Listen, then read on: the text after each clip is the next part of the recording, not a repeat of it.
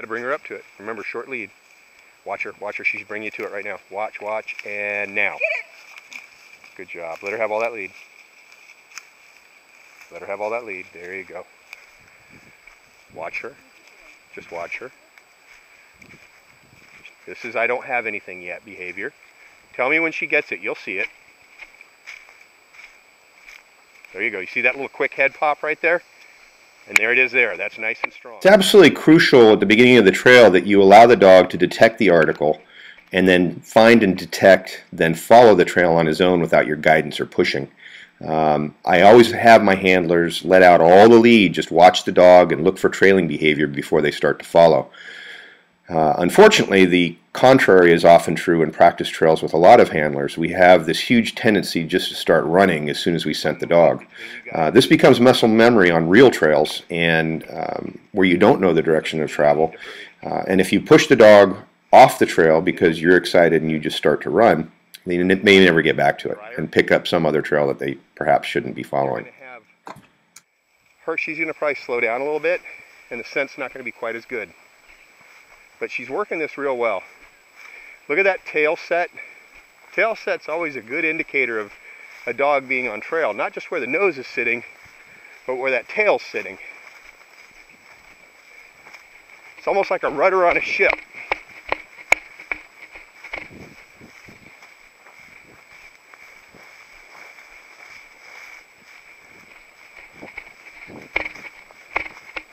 That head just came up tall. The wind is in her face.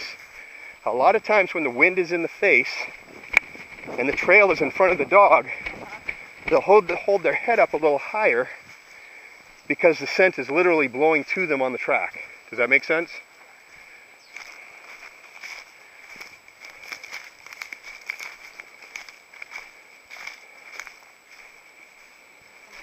Just follow her. Look at this. A nice little boot track right there.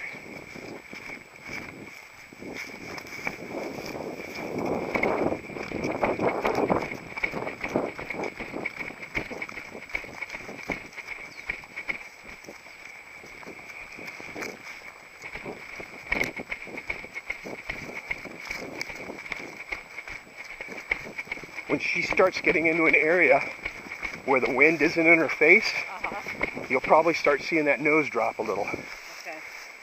As long as the wind is in her face, the scenting is a little bit easier because the track and trail is blowing at her. Does that make sense? Yes. Instead of having to go back to the ground. Right. See that deer? That a big buck that just ran off.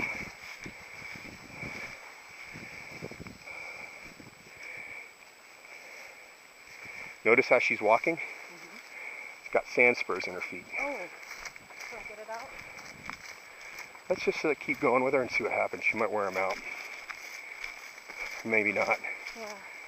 Let's get her into an area where they're no longer. You're still in an area of sand spurs, so let her keep going. Yeah. Just let her go. She'll wear them out. You had a deer that just took off right here, and I think she completely blew it off. But we'll see. If you get a big change in behavior up here, it might be because of a deer busting the track. Look for tracks right here.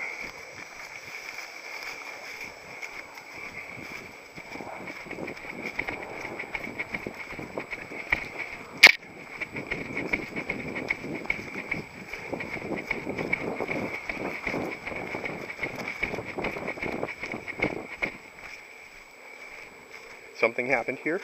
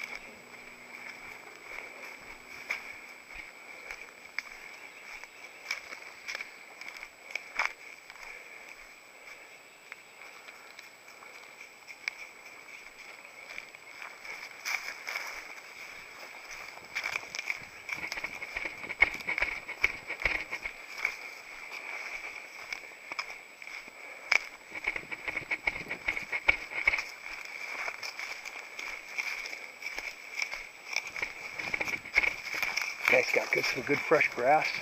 Look for tracks. Yeah, you do.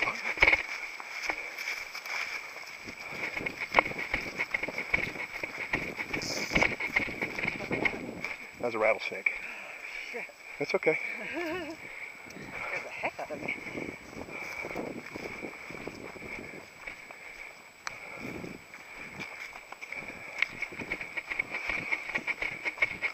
Slow it down a little bit. Just lean back a little. Slow it down a little. Is in a good proximity alert right here, and that's why she's increasing her speed. The handler's head. She looks hard to the left here very quickly. It's because she sees the subject. Collie, on the other hand, sees nothing, and she's just in odor. As a matter of fact, she's trying to get on high on this mound right here to get into that good air scent odor to see if she can get a good direction. There's no trail here. This is just all based on air scent and proximity to the subject she's looking for. The danger zone is if the handler starts to guide the dog because of what she sees. We have to understand that we see things far better than the dogs do because of our ability to differentiate between colors and better shades of gray. Our ability is to see definition where the dog's ability is to see movement. And the dog sees nothing. She's relying completely on her nose. What happens oftentimes with handlers, and it didn't in this case because I warned the handler not to, is that when we detect where the subject is, when we're close to them at the end of the trail, we have this huge tendency to start pulling and tugging on the lead, bringing the dog in the direction of where the person is. If that tugging and guiding is hard enough, the dogs oftentimes take it as a correction, and they're simply listening to you, following you to the end, and it's not a matter of them learning how to work a scent pattern or to find a subject. It's a matter of them following you to the subject, and there's absolute disconnect from the trail. Recommendation to handlers in this situation is even if you know where the subject is, just pay attention to your dog. Don't take your eyes off your dog, and you won't guide or pull.